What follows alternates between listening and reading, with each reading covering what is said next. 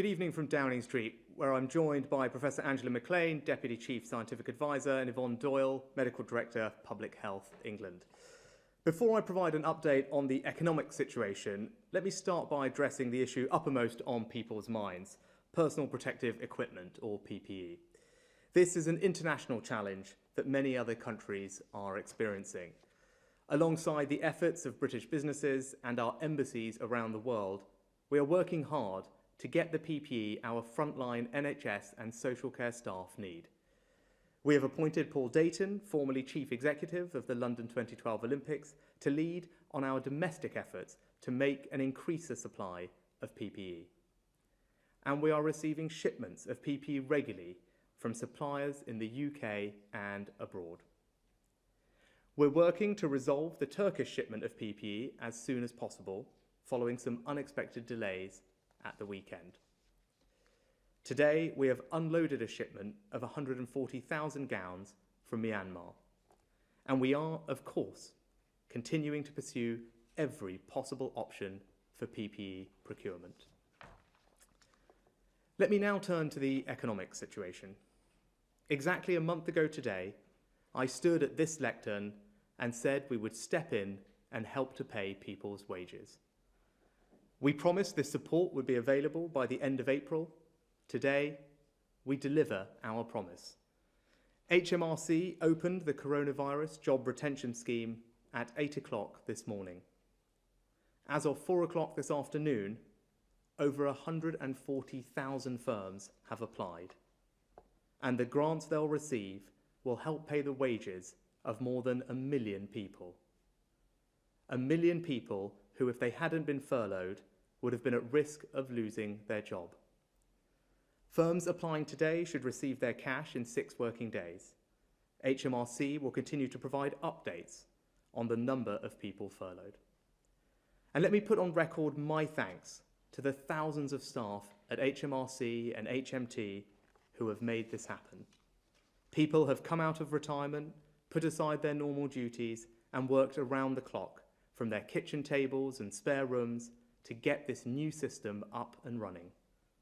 This remarkable story of public service reminds us how many different people are playing a role in this crisis, and I'm very grateful to all of them for everything they have done. It's important to be clear why we have introduced the CJRS and the other schemes we've put in place to support the self-employed and businesses. We've never seen an economic crisis like this one. Times like this demand that we put aside ideology and orthodoxy. Times like this demand that the state turns to its most immediate purpose, the protection and support of its people. The goal of the new schemes we've developed is to maintain as many people as possible in their existing jobs, to support viable businesses to stay afloat, and to protect the incomes of the self-employed to allow them to trade again. To maintain, in other words, our economy's productive capacity so that we can bridge through this crisis.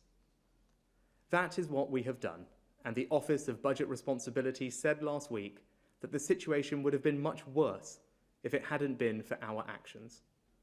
But in everything we have done, even in our defence against the immediate crisis, we have also been sowing the seeds of our ultimate recovery. As we look ahead and start to plan for our recovery, it is critical we don't just maintain companies and jobs that already exist, but that we also encourage the businesses, jobs, and technologies of the future. Innovation and entrepreneurship have powered growth in our country for centuries, and it is what will drive our growth as we recover from this crisis. To that end, earlier today, I launched 2 initiatives to support the most innovative firms in the country, worth £1.25 billion. First, we are launching a new future fund worth £500 million to make sure that high-growth companies across the UK can continue to access the investment they need during this crisis. Launching in May, the Future Fund will provide UK-based early-stage companies with convertible loans between £125,000 and £5 million. Our Future Fund will match investments made by private investors in early-stage businesses on terms that protect the UK taxpayer. Second, alongside the new Future Fund, the Business Secretary, Alok Sharma, has worked closely with Innovate UK, our national innovation agency, to provide £750 million of grant and loan funding for tens of thousands of highly innovative firms in every sector, every region, and every nation of the UK. He, like I, believes strongly in the role of innovation and enterprise in recovering our economy. As I said last week, right now, the most important thing we can do for the health of our economy is to protect the health of our people. We must continue to slow the spread of the virus, to make sure fewer people need hospital treatment at any one time, and protect the NHS's ability to cope. Today, the government's ongoing monitoring and testing programme reports 501,379 tests for coronavirus have now been carried out, including 19,316 tests carried out yesterday. 124,743 people have tested positive, an increase of 4,676 cases since yesterday. 17,971 people are currently in hospital with coronavirus in the UK. And sadly, of those who have been hospitalised, 16,509 have now died, an increase of 449 fatalities since yesterday. Our thoughts are with the families and friends of all those who have lost their lives. As we look forward towards the next stage in our battle against this disease, there are encouraging signs that we are making progress. But before we consider it safe to adjust any of the current social distancing measures, we must be satisfied that we have met the 5 tests set out last week by the First Secretary. Those tests mean that the NHS can continue to cope, that the daily death rate falls sustainably and consistently, that the rate of infection is decreasing, that the operational challenges have been met, and most importantly, that there is no risk of a second peak. So I want to thank each and every person across the UK who is following the government's advice to stay at home, protect our NHS, and ultimately save lives. Thank you. Let me now hand over to Angela before taking questions from the media. Thank you. The first piece of data that we have to look at this afternoon is about that issue of how people are staying at home. So what we see here is a record of how many people have been using different kinds of transport since the middle of March. And what that shows is how people have responded to this call that all of us do need to stay home. And in particular, what you see is that for all kinds of public transport, use now is down to less than 20% of what it was during February. Indeed, rail and tube use are down by 95%. So for all those people who have stayed at home in order to protect the NHS and save lives, I think we can look at this graph and say pretty much everybody else is doing it as well. If I could have the next slide, please. And that's reflected in these data, which are about new UK cases running from the 21st of March to the 20th of April. And what you see in blue there is what are called Pillar 1 people who've been tested positive. So that's mostly people in hospital. And then in the orange on top is swab testing for key workers and their households. And the relief that you get when you look at that picture is to see that it has stopped rising and is now pretty much stable and flat. Next slide, please.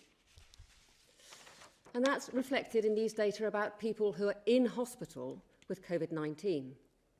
Across the whole country, that also remains stable.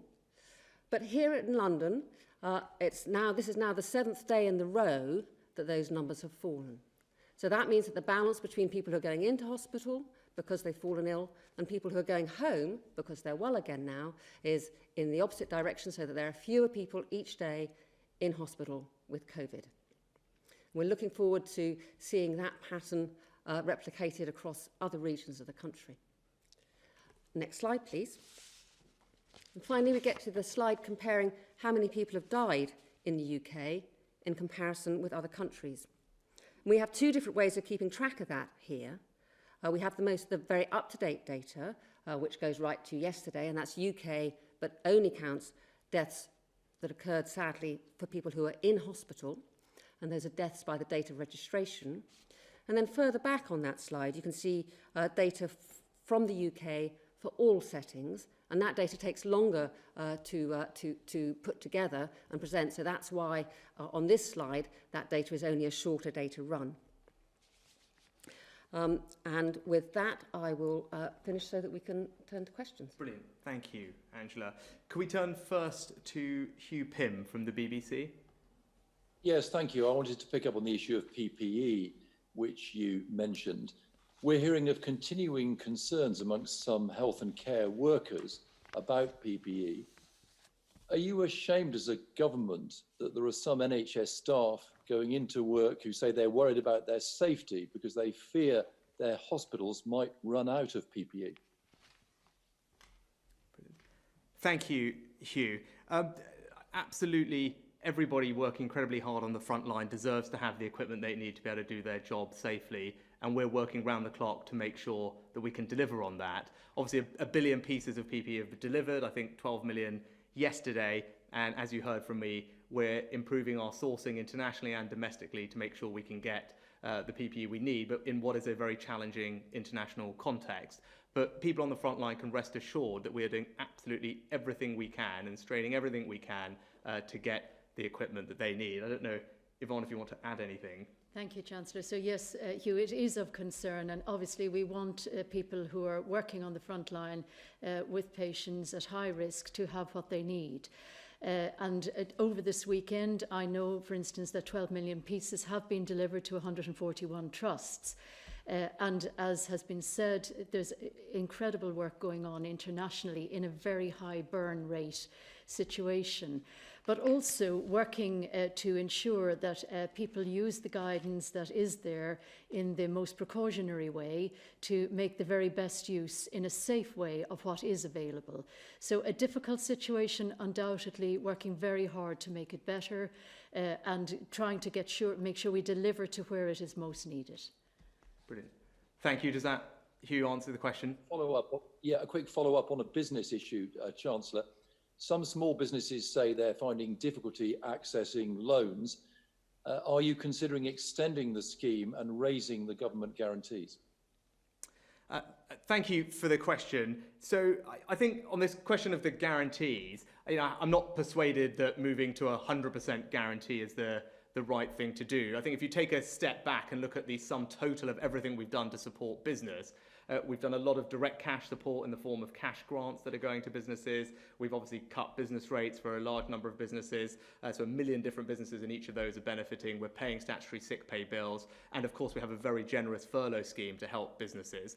Now, some people have made some comparisons with what's going on in other countries. I think when you look at the totality of what we're doing, it's more significant in scope and scale than most of those other countries. And indeed, where they have used loan guarantees that are different to ours, they've done it partly because they're not doing some of the other things we're doing, for example, the furlough scheme or indeed the direct cash grants. But if people are asking the question, would that help speed up delivery of the loans, then I'm very sympathetic to that, and I also want to see that. I'm pleased to tell you now, the latest data I have is that 12,000 loans have now gone out to small businesses. That's more than double where it was a week ago, which was double where it was a week before. I think 35,000 or so applications have been made. The acceptance rate seems to be running 80 to 90%.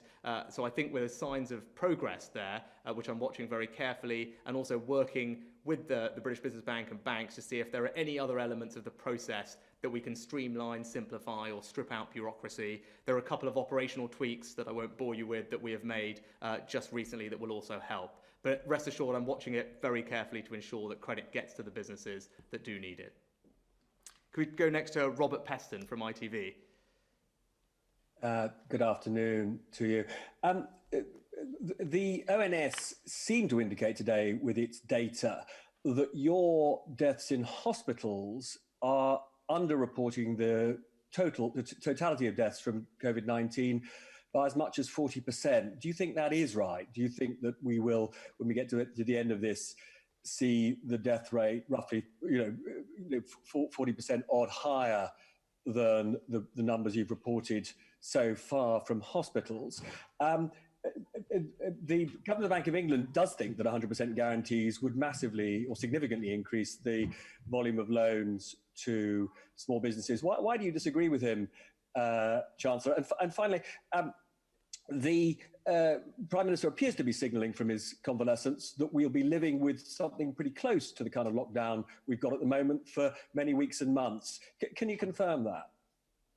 Thanks, Robert. Let me address the last two of those questions. I think what the Governor of the Bank of England was saying was that it's important to get credit flowing to companies. There are different ways to do that. As I reiterated my answer to Hugh, there's of course things we can do to make sure that the speed of the loan programme is improved, and that's what we've put in place over the past week or two.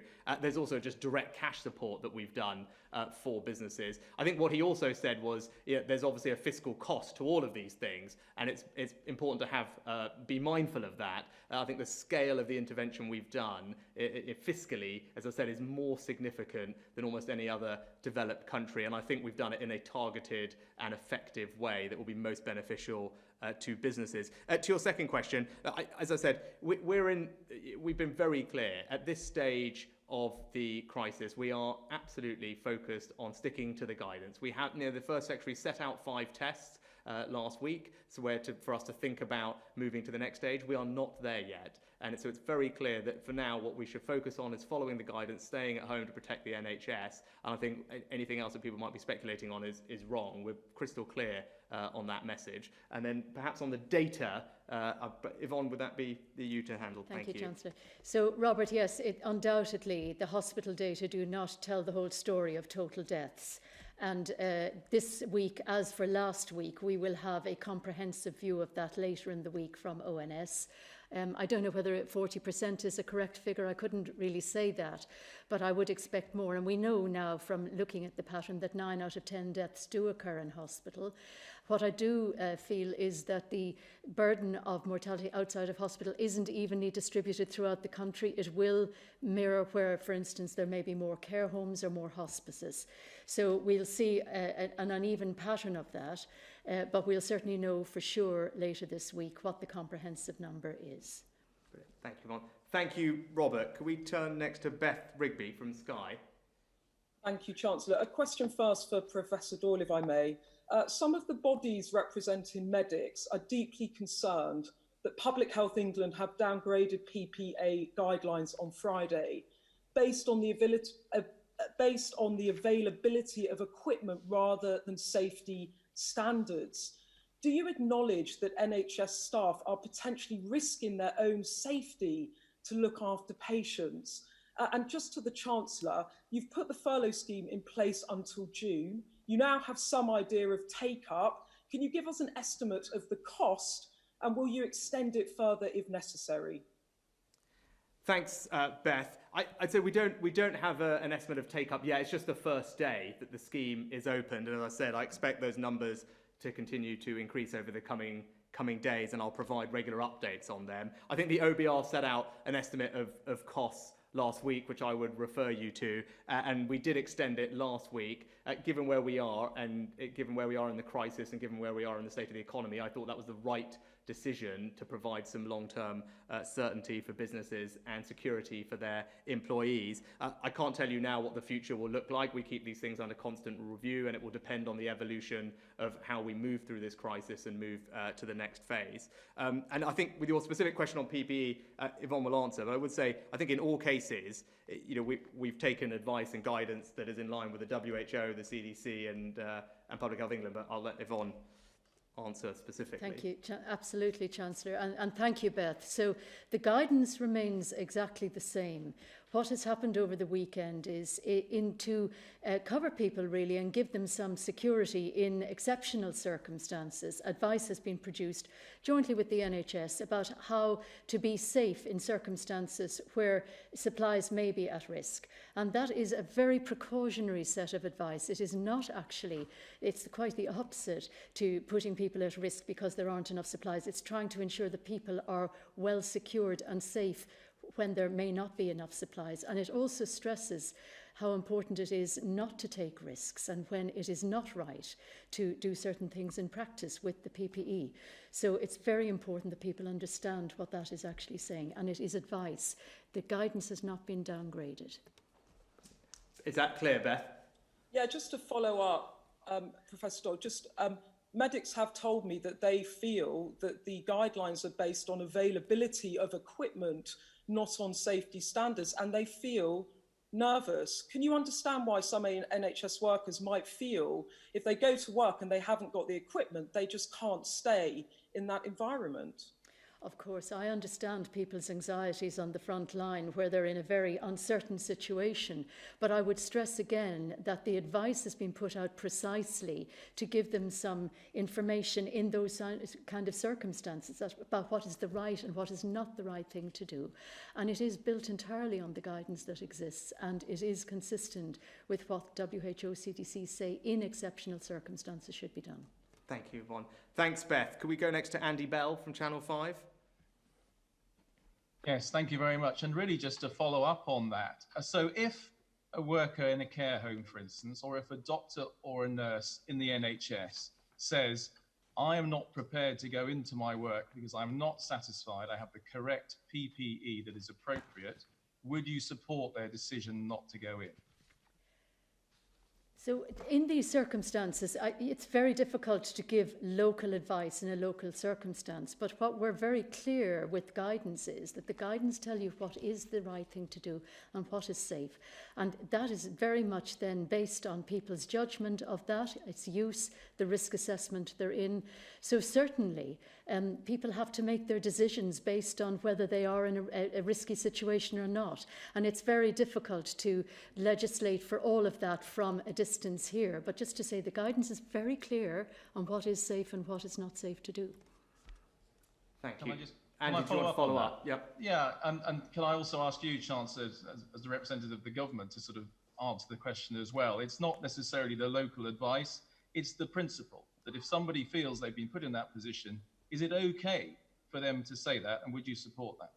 Well, look, they of course should talk to their local managers who would be better placed to advise than I on exactly the local circumstances. What we have put in place is a hotline that anyone can call to alert us to any supply issues with PPE, which I think has been well publicised, and everyone who's on the front line should be aware of that. But very much, as I reiterated before, we are determined to do everything we can to support those NHS and social care workers on the front line to make sure that they feel safe in doing the vital job that they are doing. And as I said, we are doing absolutely everything we can on the sourcing side to get them the equipment they need, and they can rest assured that we will just work night and day to do exactly that. Thank you, Andy. Can we go next to Richard Partington, The Guardian? Hi there, good evening. Thank you very much. I was going to ask about the economy here, Chancellor. The former Prime Minister, Tony Blair, says he is terrified about the long-term economic consequences of the lockdown measures. Do you share that concern? And reports over the weekend suggested that Treasury analysis shows there will be more permanent damage to the economy than the OBR might. Do you believe there will be a deep and U-shaped recession if lockdown goes on for longer than 3 weeks? And what efforts would you like to see for the lockdown to be lifted, and how long will that take? Thanks, Richard. Let me try and answer all three of those together. So I think in terms of what do we need to see in order for the lockdown to be lifted, I think that's been very clear. The first Secretary of State set out 5 tests. I reiterated those. The most important is the last one, that we can't have a risk of a second peak. That would not just be bad for health outcomes, that would also be very bad for the economy. So I would urge people to consider that. And we clearly have not passed those tests yet, which is why it's important that we stick with the existing rules around social distancing. And to the other questions, what I say is that the OBR themselves said we're in a very uncertain place as to know exactly what will happen here. You would expect any responsible chancellor to make sure that we have plans in place for a range of different scenarios. That's, of course, what we do, and that's what I'm doing. But what I would say is that the important thing now is to put in place interventions that will help bridge through this difficult period to make sure that recovery, when it comes, is as strong as it possibly can be. And an intervention most significantly like the furloughing scheme, the jobs retention scheme today, that's 1 million people who otherwise might well have been laid off, but instead are still attached to their employer, ready to go back to work when we get through this. Those are the kinds of things that we're doing that I think will make a real difference and ensure that our recovery is as strong as it possibly can be. But as I've said, this will be a challenging period. We're not going to be able to save every single job or every single business, but I am confident that the measures we've put in place will allow us to come out of this and get back to normal as quickly as possible. Thank you. If we could go next to Torquil Crichton from the Daily Record. Thank you, Chancellor. Chancellor, you said your business and job supports package is amongst the best in the world, but you're leaving behind thousands of workers and self-employed on a far from perfect job retention scheme. The Centre for Economic and Business Research forecasts every household will be £515 worse off every month for the next 3 months. Do you hear Labour's calls for universal credit to be reformed so the payments are immediate, so that the advance loans are paid off, and SNP calls for a better deal for the self-employed? Because when you say you can't help everyone, it doesn't sound fair, it sounds callous.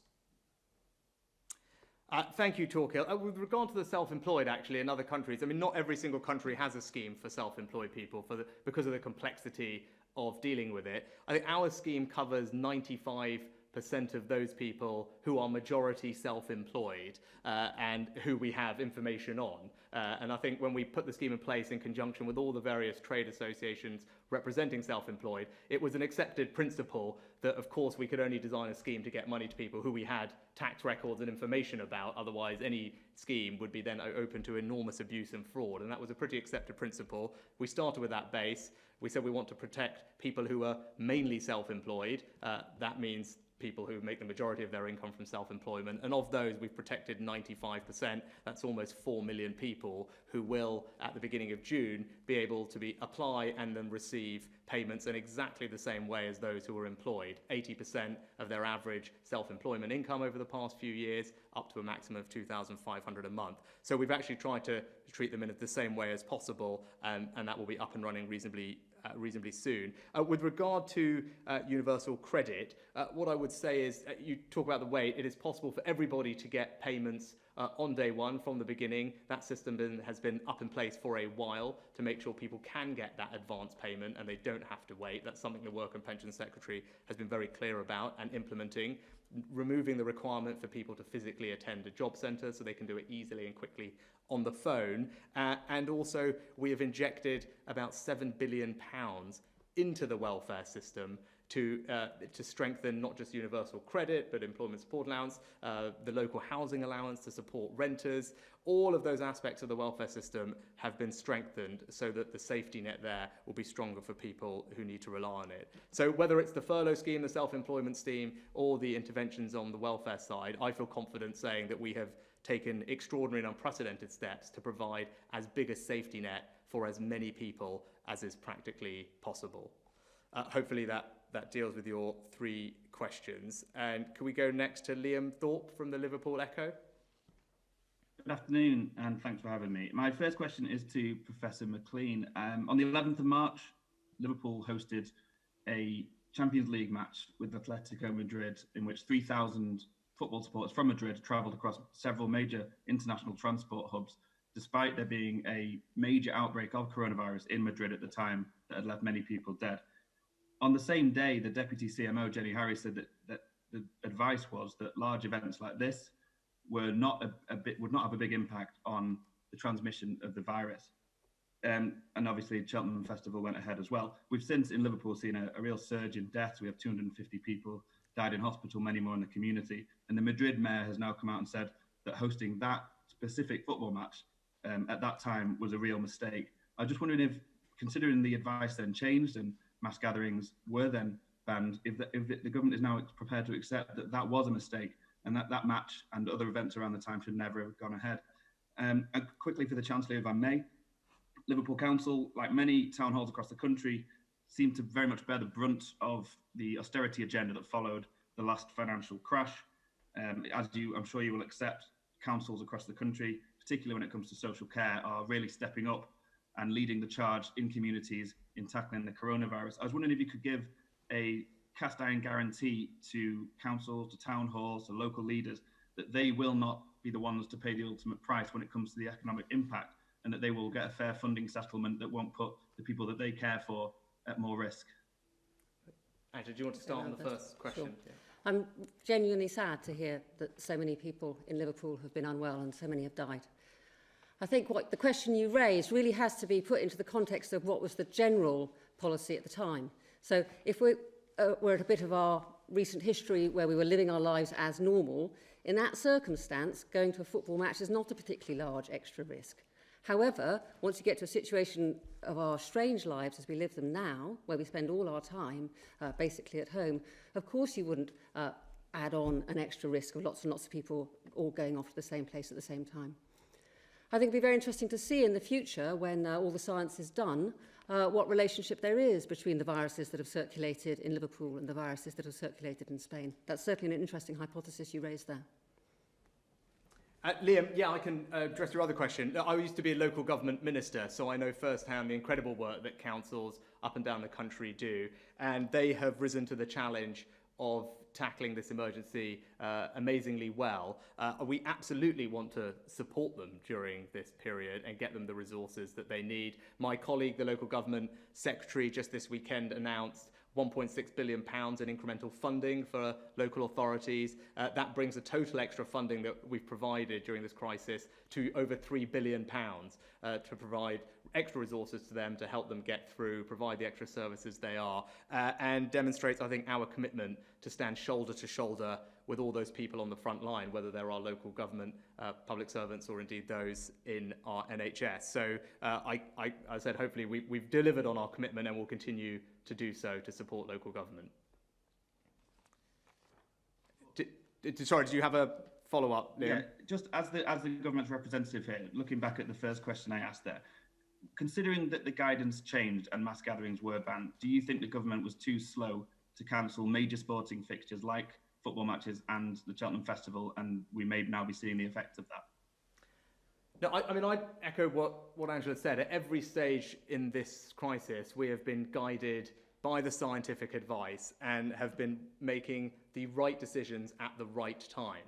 And it's important, if you listen to Angela and her colleagues, that's what we do. There's often a wrong time to put certain measures in place, thinking about sustainability and everything else. And at all parts of this, we have been guided by that science. We've been guided by making the right decisions at the right time, and I stand by that. But more generally, of course, as Michael Gove said yesterday, this is an unprecedented situation that we're all dealing with. I'm sure there are all things that we will learn from this, as I've been very open about. But in terms of the guidance that we put in place, I believe it was the right guidance at the right time, based on the scientific advice that we were provided with.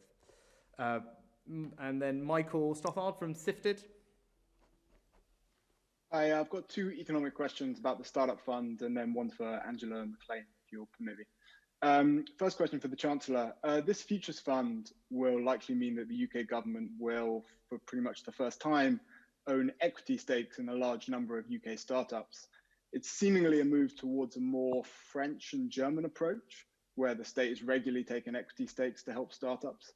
So my question is, do you believe this new equity owning approach is strictly temporary due to the crisis?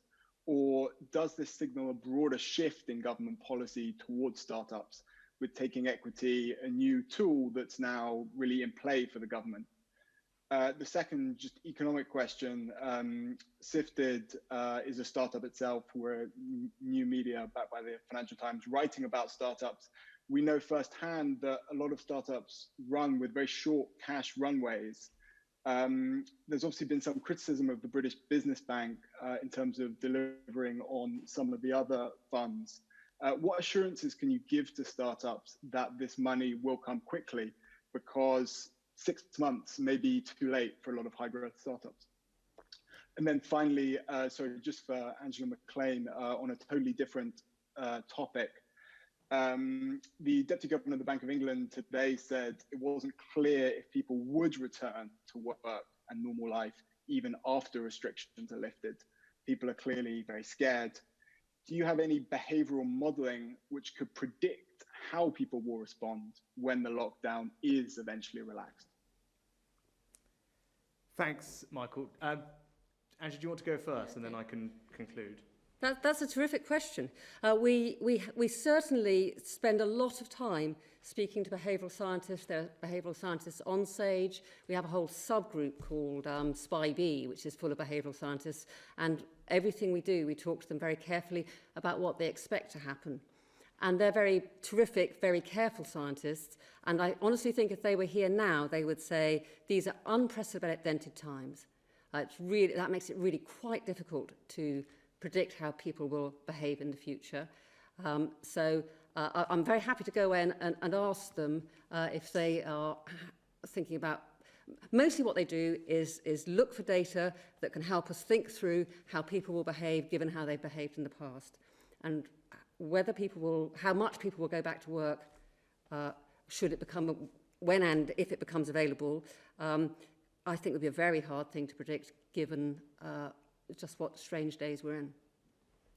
Thanks, Angela. Michael, thanks for your questions. You're absolutely right on the first one. This is not something that we've done before. So in that sense, it is innovative. I would say it's a very specific response to the unprecedented circumstances that we find ourselves in, which is why I think it's the right decision to take a slightly different approach. Historically, we have channeled government funding through British patient capital, as you would know, into actual funds to fill that gap, and that's worked well for us. I would say, look, the UK is a kind of European startup success story in terms of the amount of venture capital raised, in terms of new companies created, and the ones that scale up, I mean, more than most of Europe put together. So historically, we haven't needed to do something like this, and in time, it may well be that we don't need to have this intervention as things get back to normal. But of course, it's something we'll keep in review now that we have it, and we'll be able to see how it performs. But as I said, it is designed to support what I think is one of the most dynamic parts of our economy, and will be vital for getting us out of this and getting growth back onto an upward trajectory, which is why I thought it was the right thing to do today. In terms of your second question on timing, 6 months of the scheme will be open until the end of September. It will actually be up and running in May. So I would say that, and the term sheet for the convertible loan product that we will match fund is available online at the gov.uk website. So for those people who think they might need to raise capital, I'd say go and have a look at that term sheet. If you think it might make sense for you, start putting your round together, confident that this will be up and running in May, and then we'll be there ready to provide the capital that you require to drive your growth into the future, whether that's you at Sifted or any of the other startups that might be benefiting from the scheme. And I think with that, we are at the end. So thank you very much. Thank you, Angela and Yvonne, and as everyone, as always, please thank you for your compliance with the social distancing guidelines. Please do follow the rules. There is, as the First Secretary said, light at the end of the tunnel, but we are not there yet. So we must remember to stay at home, protect the NHS, and save lives. Thank you.